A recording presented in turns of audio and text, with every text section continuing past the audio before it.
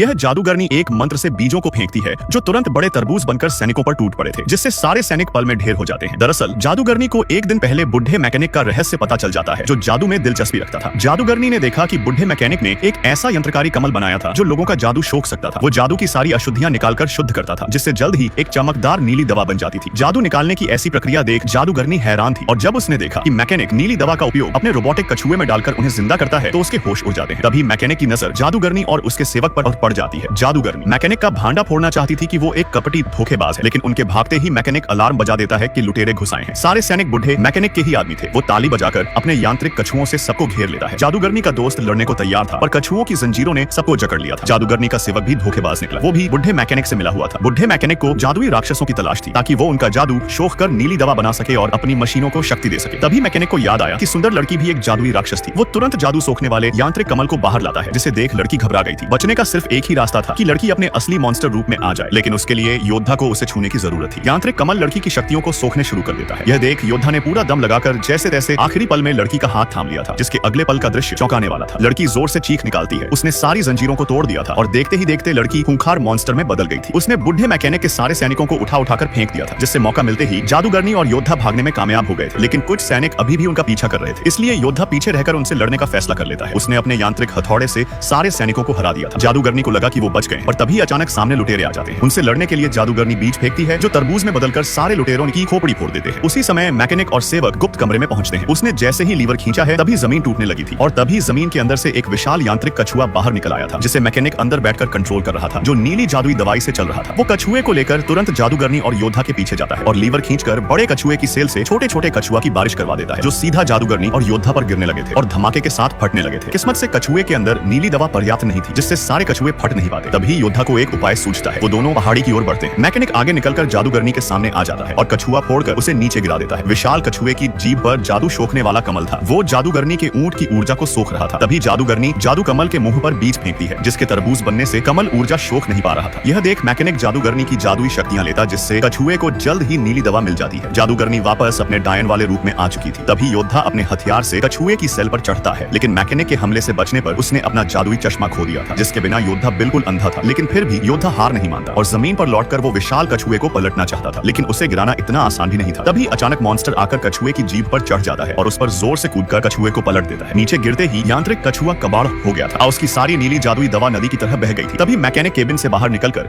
अपने यांत्रिक पंखों की मदद से भागना चाहता था, लेकिन अचानक मशीन खराब होने पर उसके पंख फड़फड़ाना बंद कर देते हैं, जिससे मैकेनिक सीधा नीली दवा के तालाब में जा गिरता है और भारी यंत्रों के कारण वो उसमें डूबकर मर जाता है। योद्धा लड़ाई में शहीद हो चुका था।